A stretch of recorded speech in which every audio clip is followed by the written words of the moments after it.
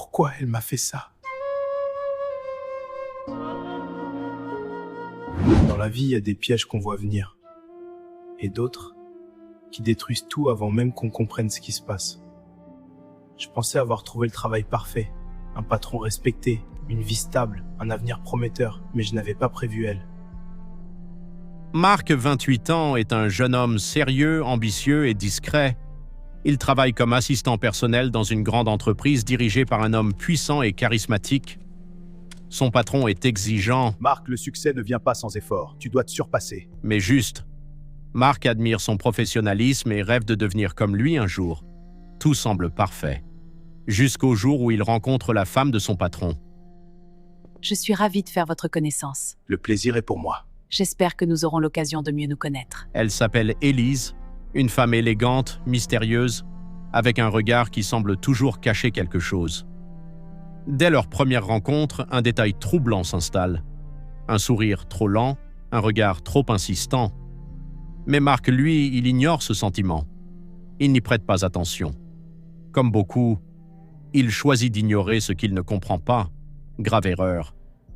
Au fil des jours, Élise commence à apparaître de plus en plus souvent, toujours quand son mari n'est pas là.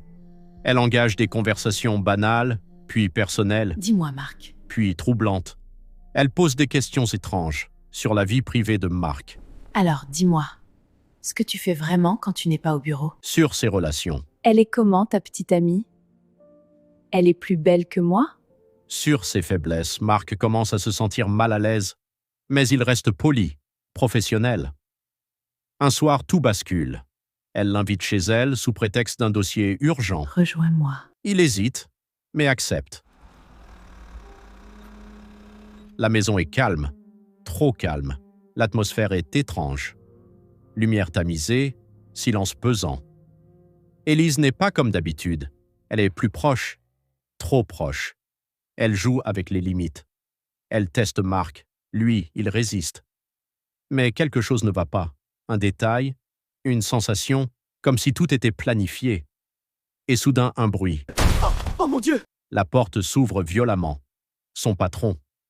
Son regard est rempli de colère, de trahison.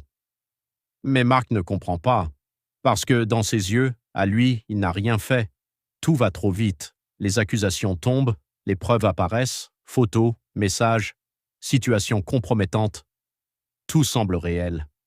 Tout semble prouver que Marc a trahi son patron. Mais Marc sait une chose, c'est impossible. Alors il comprend. Tout ça, c'était un piège. Et au centre de ce piège, Élise. Oui, tout a été planifié par elle, mais Marc n'a rien pour prouver son innocence. Marc perd tout, son travail, sa réputation, sa dignité.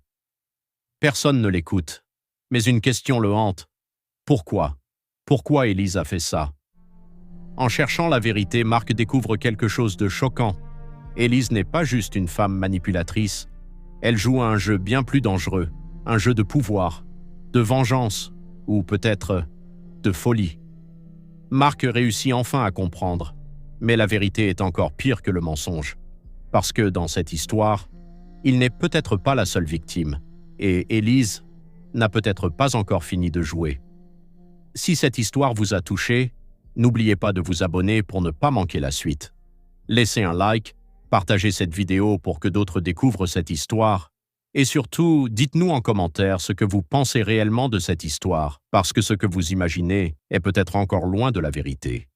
Et quant à moi, on se retrouve dans une prochaine vidéo.